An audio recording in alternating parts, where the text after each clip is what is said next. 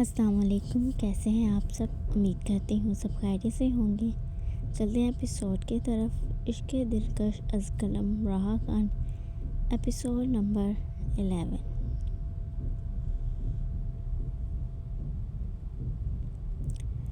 کھانے کے بعد دلکش نرمی سے شائستہ بیگم کی طرف دیکھتی ہے۔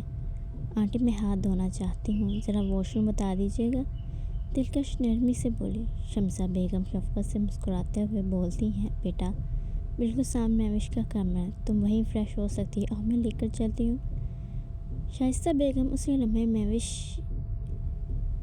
بیگم نے کہا۔ اسی لمحے مہوش آگے بڑھتی ہے اور نرمی سے کہتی ہے، آنٹی آپ رہنے دیں، میں دلکش آپی کو لے جاتی ہوں۔ مہوش کے کہتے دلکش کو کمرے تک لے جاتی ہے۔ دلکش اندر جاتی ہے اور مہوش واپس لوٹ جاتی ہے۔ جیسے مہوش جاتی ہے، شائن فوراً موقع پا کر مہوش کے کمرے کے پاس آ جاتا ہے۔ شہزل کمرے میں بے چینی سے ٹہل رہا ہوتا ہے۔ دلکش جیسے ہی باہر آتی ہے، شہزل کو سامنے دیکھ کر ٹھٹک جاتی ہے۔ آپ یہاں؟ دلکش گھبرا کر دل تیزی سے دھڑکتا ہے اور سائڈ سے نکلنے کی کوشش کرتی ہے، مگر شہزل سامنے آ جاتا ہے۔ دلکش ایک منٹ رک جاؤ، کچھ بات کرنی ہے، شہزل دھیرے سے بولا۔ یہ وقت ٹھیک نہیں ہے، دلکش ہچکچاتے ہوئے بولی۔ کب ہوگا ٹھیک وقت؟ میں صبح سے بے چین ہوں تمہیں دیکھنے کے لیے دلکش۔ دل جیسے بھوجل ہو گیا تھا اور پھر یوں اچانک تم میرے سامنے آ گئی، شاید قدرت کو ہم پر رحم آ گیا، شہزل مدھم آواز میں کہتا ہے۔ دلکش کا دل دھڑکنے لگتا ہے، آنکھوں میں نمی سی اتر آتی ہے، مگر وہ نظریں چراتی ہے۔ میں کچھ سمجھی نہیں، میرا یہاں آنا بس اتفاق ہے، دلکش نظریں چراتے کہتی ہے۔ غلط فہمی؟ تم جانتی ہو میں تمہیں صرف دیکھ کر سانس لے پاتا ہوں دلکش، تم سامنے ہوتی تو دنیا آسان لگتی ہے، شہزل دھیمے جنون میں کہتا ہے۔ وہ آگے بڑھتا ہے، دلکش پیچھے ہٹتی ہے۔ اکیلی کیوں آئی ہو؟ اگر کوئی اور تمہاری جگہ یہ موقع استعمال کر لیتا تو؟ کیا سوچ کر آئی تھی؟ دلکش تمہیں اندازہ ہے کہ تم میرے لیے کیا ہو؟ تمہارے ساتھ کچھ ہو جاتا تو؟ شہزل تلخی سے بولتا ہے۔ میں نے سوچا نہیں تھا، دلکش شرمندگی سے نظریں جھکاتے ہوئے بولتی ہے۔ میں تمہیں شرمندہ نہیں کرنا چاہتا دلکش، بس اتنا سمجھ لو تمہاری جان میری سانسوں سے زیادہ قیمتی ہے، شہزل گہرے لہجے میں بولا۔ دلکش کے گال شرم سے سرخ ہو جاتے ہیں، وہ نظریں چراتی ہے، لب کانپتے ہیں۔ کیا کبھی میری خاموش محبت کو سمجھنے کی کوشش کی، یا صرف نظر انداز کرنے کو ہی بہتر سمجھا؟ شہزل نرمی سے بولتا ہے۔ آپ یہ بات سمجھ رہی ہیں، دلکش بے بسی سے مسکراتے ہوئے بولی۔ شہزل کا دل زخمی ہوتا ہے، آنکھوں میں چوٹ صاف دکھتی ہے۔ سمجھنا چاہو تو ایک خاموش نظر بھی چیخ پڑتی ہے، اور نہ چاہو تو دل کا شور بھی بے معنی لگتا ہے، شہزل نے دھیمی کرب زدہ آواز میں دلکش کی آنکھوں میں دیکھتے ہوئے کہا۔ دلکش کا دل دکھتا ہے، آنکھیں نم ہو جاتی ہیں، شہزل کی طرف دیکھتی ہے مگر خود کو روک لیتی ہے۔ میں کیسے کہوں، میں بھی محسوس کرتی ہوں، مگر بچوں کی ذمہ داری، ایک پرانا وعدہ، میری عمر، یہ سب مجھے شہزل کی طرف بڑھنے ہی نہیں دیتی، دلکش دل میں سوچتی ہے۔ اچانک دروازہ کھلتا ہے، حنا بغیر اجازت اندر داخل ہوتی ہے۔ آپ ابھی تک آئی نہیں باہر؟ اس کا انداز خشک اور اجنبی سا تھا۔ شہزل اور دلکش دونوں اس بدلے لہجے کو محسوس کرتے ہیں۔ میں بس آ رہی تھی، دلکش مدھم لہجے میں کہتی ہے۔ ویسے کافی رات ہو چکی ہے، شہزل آپ کو چھوڑ آتا ہے، حنا سرد لہجے میں بولی۔ شہزل کا اس کو دلکش کو جانے کا کہنا بالکل اچھا نہیں لگا تھا، بھلا وہ کون ہوتی تھی اس کے گھر سے اس کے عشق کو نکالنے والی؟ حنا جانتی تھی کہ شہزل دلکش کو اکیلے جانے نہیں دے گا، اور شائستہ بیگم سمرہ خاتون بھی ایسا نہ کرنے دیں گی، اس لیے وہ شہزل کو دلکش کو ڈراپ کرنے کا کہتی ہے تاکہ دلکش جلد از جلد یہاں سے چلی جائے۔ جانے کیوں دلکش کی موجودگی شہزل کے تاثرات دلکش کی شائستہ بیگم اور مہوش سے نزدیکیوں سے پریشان کر رہی تھی۔ حنا غصے سے تپتی نگاہوں سے انہیں دیکھتی ہے۔ دلکش کمرے سے باہر نکلتی ہے اور شہزل بھی حنا کو سرد نگاہوں سے دیکھتے اس کے پیچھے بڑھ جاتا ہے۔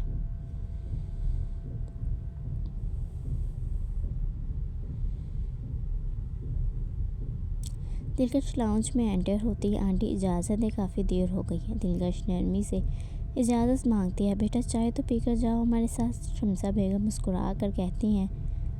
بہت شکریہ، لیکن اب جانا بہتر ہوگا، دلکش محترمانہ انکار کرتے ہوئے کہتی ہے، جو کش آہستہ بیگم کا ہاتھ چوم لیتی ہے۔ شمسہ بیگم کے چہرے پر خوشی کی لہر دوڑ جاتی ہے، وہ دلکش کو گلے لگاتی ہیں۔ شاذل ایک کونے میں کھڑا یہ منظر دیکھ کر دل ہی دل میں مسکرا دیتا ہے۔ سمرا خاتون سے دلکش ادب سے ملتی ہے، پھر مہوش کی طور پر تو اسے گلے لگاتی ہے۔ تم بہت پیاری ہو بچے، بالکل میری عزت جیسی، وہ محبت سے کہتی ہے، پھر بیگ سے ایک لفافہ نکال کر مہوش کی طرف محبت سے بڑھا دیتی ہے۔ یہ چھوٹا سا تحفہ ہے، یا عیدی کہہ لو، دلکش پیار سے کہتی ہے۔ نہیں، ابھی اس کی ضرورت نہیں، مہوش ہچکچاتے ہوئے بولتی ہے۔ اس کی کوئی ضرورت نہیں ہے، شمسہ بیگم اور شاذل بیک وقت بولتے ہیں۔ مہوش کو اپنی چھوٹی بہن سمجھتی ہوں، ایک بڑی بہن اگر عیدی دے تو کیا گناہ ہے؟ اگر انکار کرو تو میرا دل ٹوٹ جائے گا، دلکش مسکراتے ہوئے شائستہ بیگم سے کہتی ہے، اور پھر مہوش کی طرف متوجہ ہوئی۔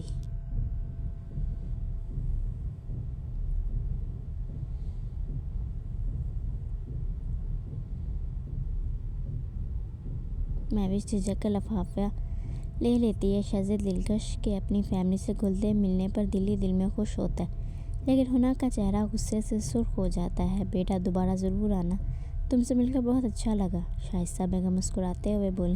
جی آنٹی ضرور، اور ہر چیز کے لیے شکریہ۔ سب کو خدا حافظ کہہ کر دلکش باہر نکل جاتی ہے۔ شاذل بھی چپ چاپ پیچھے چل پڑتا ہے۔ شاذل دلکش کو لے کر گاڑی کی طرف بڑھتا ہے اور ہمیشہ کی طرح اس کے لیے فرنٹ ڈور کھولتا ہے۔ دلکش کے بیٹھتے ہی شاذل بھی گاڑی میں سوار ہو جاتا ہے۔ گاڑی میں ایک لمحے کے لیے گہری خاموشی چھا گئی، باہر کی دنیا جیسے تھم گئی ہو، اور اندر دو دلوں کی بے آواز چیخ ایک دوسرے سے ہم کلام ہو رہی ہوں۔ شاذل کی نظریں دھیرے سے دلکش کی طرف اٹھیں، اس کی آنکھوں میں وہ درد تیرتا تھا جو صرف وہی جانتا تھا، وہ درد جو کسی کے بے خبر چلے جانے سے پیدا ہوتا ہے۔ یہ آخری بار تھا دلکش، جب آپ یوں لاپرواہی کرتے ہوئے اکیلی نکلی ہیں۔ اگلی بار اگر ایسا ہوا تو شاید میں خود کو روک نہ سکوں گا، شاید آپ کو اپنی باہوں میں لے کر سب کچھ بھلا بیٹھوں۔ آپ کو یوں تنہا خود سے دور جانا اب میرے بس کی بات نہیں رہی، شاذل نے دھیمی آواز میں مگر جنون بھری آواز میں کہا۔ آنکھیں دلکش کی آنکھوں میں گہری ہوئی تھیں۔ دلکش نے ایک دم سانس روکی، وہ اتنی ڈائریکٹ اپنے جذبات کھول دے گا، وہ بے یقین تھی۔ وہ نظریں چراتی رہی، لیکن شاذل کی آنکھوں میں چھپی وہ شدت، وہ جذبات، وہ تڑپ اسے محسوس ہو رہی تھی، مگر فرض، ذمہ داریاں، خود پر تاری، وہ سب اس سے باندھے ہوئے تھے۔ میں سمجھتی ہوں آئندہ ایسا نہیں ہوگا، دلکش نرمی سے نظریں جھکائے کہتی ہے۔ دلکش نے نرمی سے نظریں جھکاتے ہوئے کہا۔ شاذل کی نگاہیں اب اس کے ہاتھوں پر جم گئی تھیں، گجرے جو اس نے دیے تھے ان میں سے ہلکی ہلکی خوشبو اٹھ رہی تھی۔ پھر اس کی نظریں سیاہ فراک پر رک گئی، وہی فراک جو اس کی پسند اور جسے وہ دلکش کے لیے دوبارہ خریدنے گیا تھا، مگر وہ کوئی اور خرید چکا تھا۔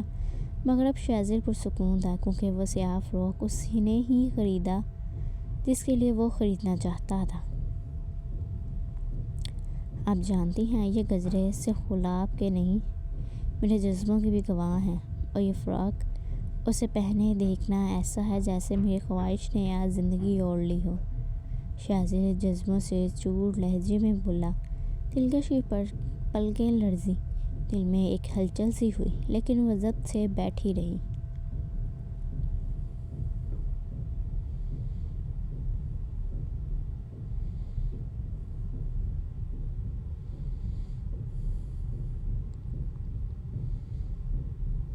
شاذل کی نگاہیں اس کے ہاتھوں پر جم گئیں، پھر دھیرے سے اس کی انگلیوں کی پوروں سے سرخ گجروں کو چھوا۔ دلکش ساکت ہوئی، شاذل کی انگلیوں کی حد تک آتی محبت کی تپش اسے چھو گئی تھی، لیکن اس نے اسے چھوا نہیں تھا، بس اس کی خوشبو محسوس کی۔ اگر میرا حق ہوتا تو ان ہاتھوں کو چوم کر ان گجروں میں چھپے جذبوں کو سنا دیتا، مگر میں جانتا ہوں ابھی میرا وہ حق نہیں، شاذل سرگوشی میں بولا۔ دلکش کا دل ایک لمحے کو رک سا گیا، وہ الجھی، پریشان اور شرمندہ سی شاذل کی نظروں میں چھپے جذبوں کا سامنا کر رہی تھی۔ شاذل نے گاڑی سلو کی، خاموشی سے دلکش کے دوپٹے کا کنارہ اپنے ہاتھوں میں لیا، محبت سے احترام سے اسے ہونٹوں سے چھوا، پھر اس نے موبائل نکالا اور نرمی سے کہا،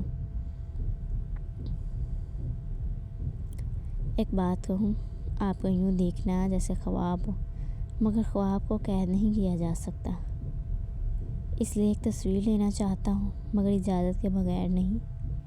وہ دل موہ لینے والے انداز میں بولا، اگر آپ چاہیں تو اس ناچیز کو یہ تحفہ دے دو، ایک یاد آپ کی میری پسند میں۔ میرے دیے ہوئے گجروں کے ساتھ مسکرا کر شرارت سے مگر محبت سے بولا۔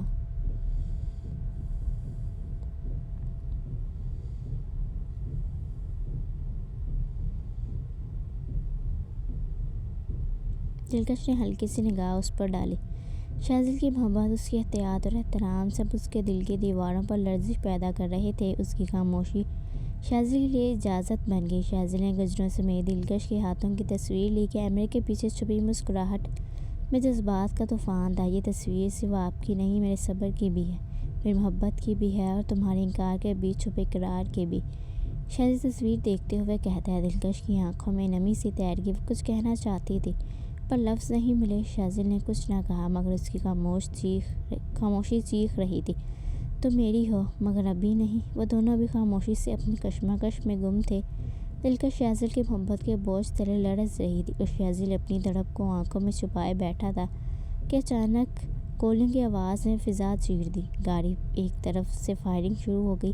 دلکش کی ایک چیخ نکلی، وہ سہم گئی۔ شاذل نے فوراً ایک جھٹکے سے دلکش کو پکڑ کر نیچے سیٹ پر جھکا دیا۔ جھکو دلکش، کسی صورت آپ اٹھیں گی نہیں، شاذل کرکدار آواز میں بولا۔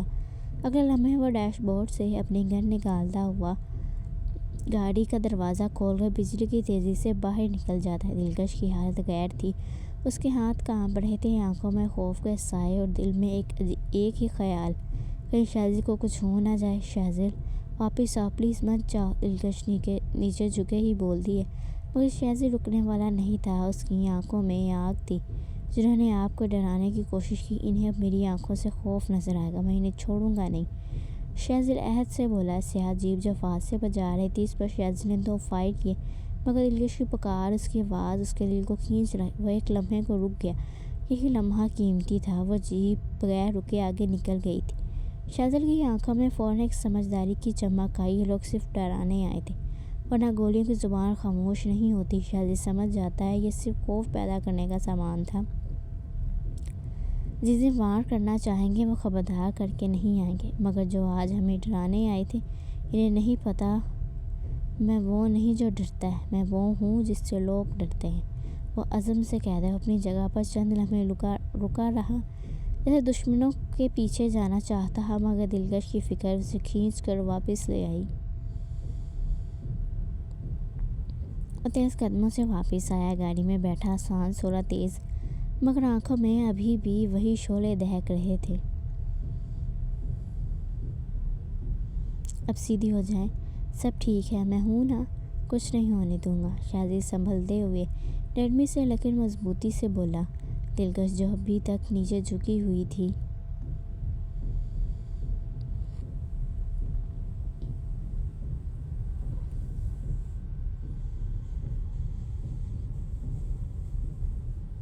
شاذل کے لہجے میں موجود حفاظت کے لمس کو محسوس کرتے آہستہ سے سیدھی ہو گئی، مگر اس کے چہرے پر اب بھی گہری پریشانی اور شاذل کی سلامتی کی فکر تھی۔ اگر آپ کو کچھ ہو جاتا تو تمہارے دیے ہوئے گجرے اور تمہاری پسند کا فروغ ادھورا رہ جاتا، میں شاید پھر کبھی تمہاری آنکھوں میں سوال نہ دیکھ پاتا، شاذل نے مسکرا کر تھوڑا قریب ہو کر کہا۔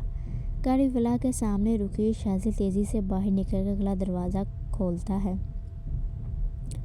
دلکش کا چہرہ زرد، آنکھوں میں خوف اور لرزتی ہوئی آواز، آئیے مس دلکش، آپ محفوظ ہیں، اب کچھ نہیں ہوگا، میں ہوں نا، شاذل نرمی سے فکر سے کہتا ہے۔ شاذل وہ گولیاں، اگر دلکش کی آواز کمزور آواز میں کہتی، کچھ نہیں ہوگا، میں آپ کو کچھ نہیں ہونے دوں گا، یہ میرا وعدہ ہے، شاذل اس کی بات کاٹ کر پر اعتماد لہجے میں کہتا ہے۔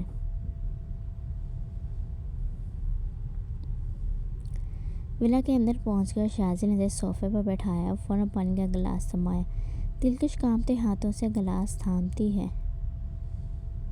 دلکش، پانی پیتی ہے اور شازی کی نظریں اس کے چہرے سے ہٹنے کا نام نہیں لیتی۔ اس کی ہر جنبش، ہر لرزش میں شازل کی طرف چھپی ہوئی ہے۔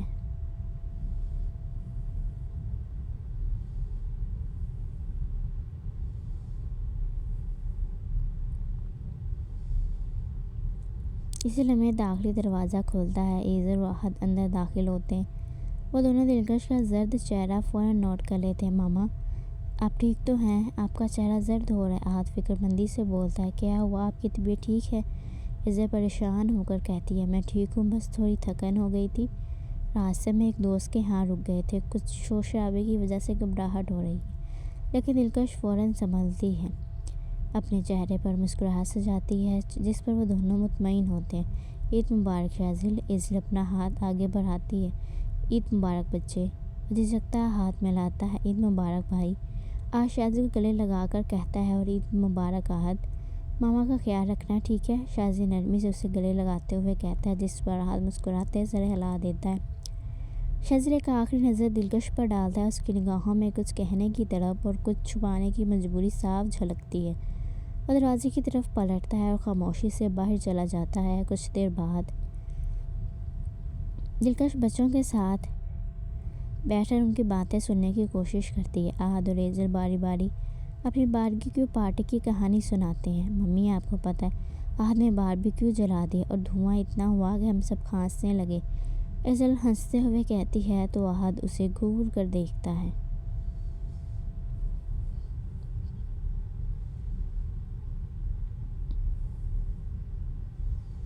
ابھی سب نے کہا احد کبھی بھی باربیکیو نہیں بنا سکتا۔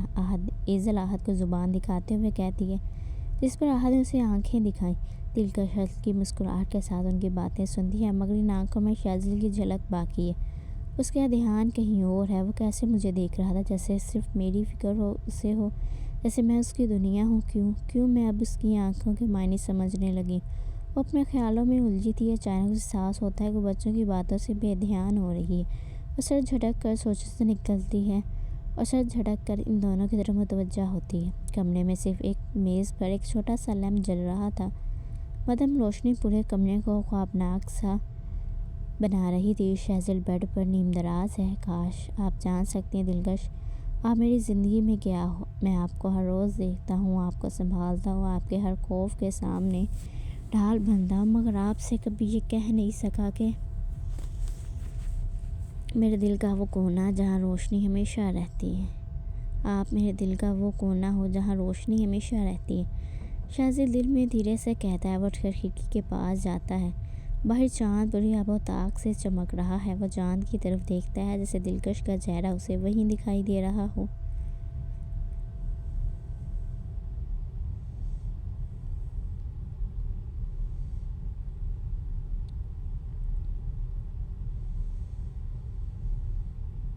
تم میری طرف دیکھتی ہو اور پھر نظر جلا لیتی ہو، کبھی مسکراتی ہو، پھر مسکراہٹ کسی اندیکھے دیوار کے پیچھے چھپ جاتی ہے۔ کیا آپ کو اندازہ ہے میں ہر روز آپ کے خاموش اشارے پڑھتا ہوں؟ اس کے چہرے پر ہلکی سی مسکراہٹ ابھرتی ہے، جیسے کسی میدان کی کرن نے دل میں جگہ بنا لی ہو۔ وہ پلٹ کر بیڈ پر واپس آتا ہے، آہستہ سے لیٹ جاتا ہے۔ کاش آپ میرے دل کی آواز سن سکو دلکش، کاش آپ خاموشی توڑ دیں، کیونکہ اگر آپ نے ایک بار بھی مجھے اپنے دل میں جگہ دی تو میں ساری دنیا سے لڑ جاؤں گا، صرف آپ کے لیے۔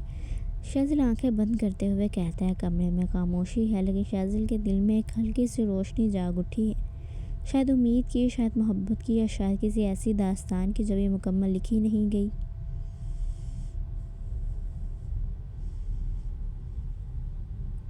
کمرے میں ہلکی سبز روشنی پھیلی ہوئی ہے جو چھت پہ لگے نیون لائٹس سے آ رہی ہے۔ دیواروں پر عجیب و غریب ڈیوائسز اور نقشے آویزاں ہیں۔ کئی اسکرینز ایک ساتھ مختلف مقامات کی لائیو فیڈ دکھا رہی ہیں۔ ایک دیوار پر ایک بڑا سا نقشہ لگا ہے جس پر پنز اور لال دھاگے جال کی طرح پھیلے ہیں۔ کمرے کے بیچ میں ایک ہائی ٹیک کرسی پر گرین شیڈو بیٹھا ہے۔ ہلکی سبز روشنی میں اس کا چہرہ دکھائی نہیں دیتا۔ اس کا لباس سیاہ اور جدید ہے۔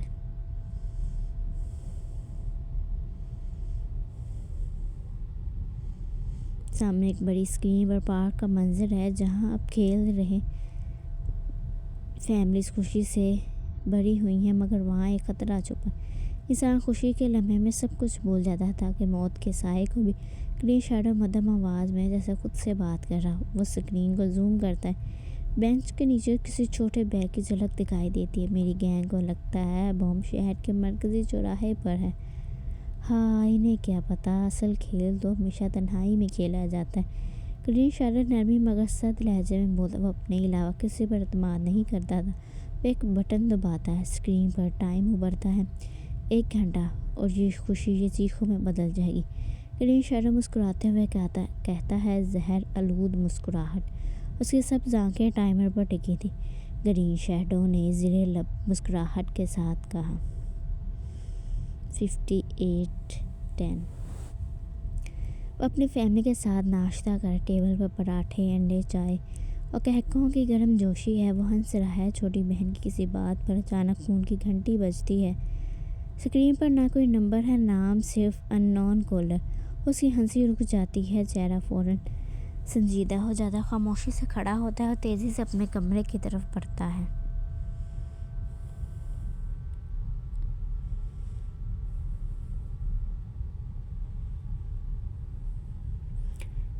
وہ دروازہ بند کرتا ہے، فون کان سے لگاتا ہے۔ ایجنٹ بلو، ہمیں خفیہ اطلاع ملی ہے، کسی پارک میں ایک دھماکہ ہونے والا۔ ہمیں معلوم نہیں کہ پلان کس کا ہے، مگر ٹائم کم ہے۔ تمہیں ان معصوم جانے کی حفاظت کا ذمہ دار ذریعہ بننا ہے۔ بچا سکتے ہو؟ سینئر کی پراسرار سد آواز گونجی۔ لوکیشن؟ وہ گہرا سانس لیتے بولا، فلاں پارک، وہی جو عید کے دن میں بڑا ہوتا۔ 1 گھنٹے کے بعد اندر کارروائی مکمل ہونی چاہیے۔ سینئر سنجیدگی سے بولا، بم کے بارے میں لوگوں کو بتائیں یا نہیں؟ وہ فوراً سے بولا، نہیں۔ عوام کو خبر ہوئی تو بھگدڑ مچ جائے گی اور نقصان دوگنا ہوگا۔ تمہیں اپنی ٹیم کے ساتھ خاموشی سے پہنچنا ہے، لوگوں کو محفوظ نکالنا ہے اور بم کو ناکارہ بنانا ہے۔ واضح لہجے میں بولا، آرڈرز نوٹ کر لیے سر۔ وہ سیدھا کھڑا تھا، اسٹریٹ، اور تیزی سے الماری کھولتا ہے۔ اندر ایک خفیہ خانے میں سیاہ رنگ کا ایجنسی کا اسپیشل یونیفارم لٹکتا ہے۔ وہ سیاہ جیکٹ، پینٹس، بوٹس اور ایک خاص چمکیلا چہرہ چھپانے والا ماسک نکالتا ہے۔ وہ کپڑے تبدیل کرتا ہے، آئینے میں خود کو دیکھتا ہے۔ آنکھوں میں عزم، خاموشی، طوفان اور ذمہ داری کی چمک ہے۔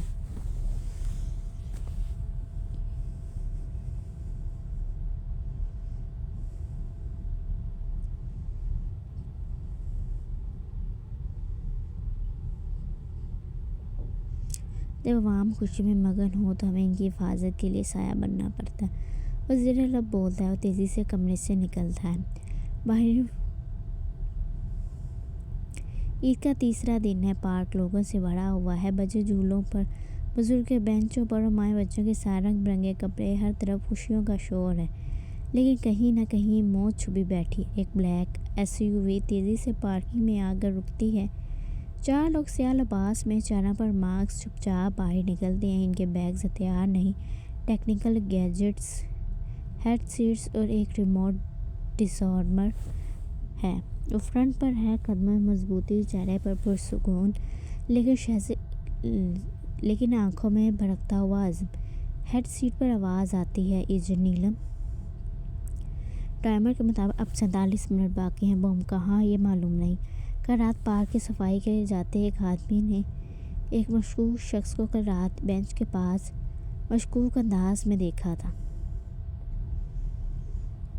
فلیکس، تم بچوں کے جھولے چیک کرو۔ نور، بزرگوں کے ایریا میں جا کر کوئی گڑبڑ محسوس کرو۔ فہد، پارکنگ ایریا کور کرو، میں بینچز دیکھتا ہوں۔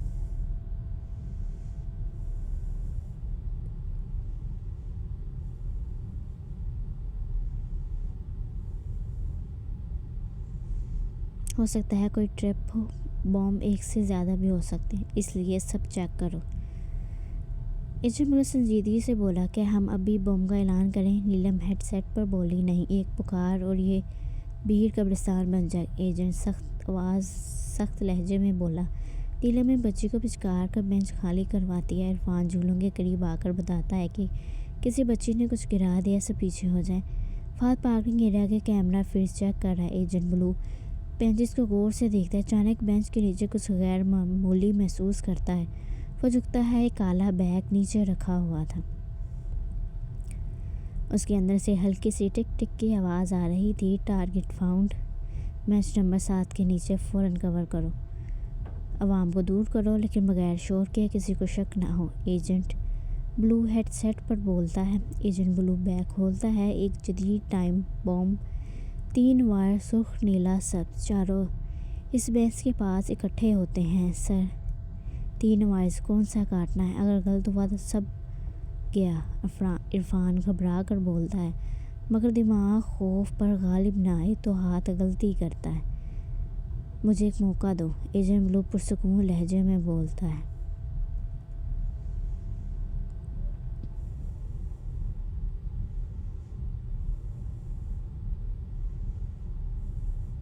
یہ تمہاری آخری موقع ہے ایجنٹ، ہم آپ پر یقین کرتے ہیں۔ نور پورے وثوق سے بولتی ہے۔ وہ وائس کو غور سے دیکھتا ہے، آنکھیں بند کرتا ہے، سانس لیتا ہے، نیلا تار کاٹ دیتا ہے۔ خاموشی۔ بم پر لائٹ بند ہو جاتی ہے۔ ٹائمر رک گیا۔ سکون۔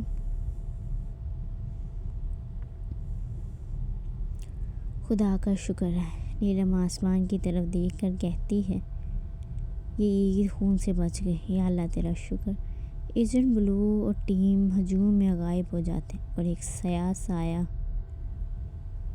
خاموشی سے سب کچھ دیکھ کر اگلے مشن کی طرف بڑھ رہا ہے۔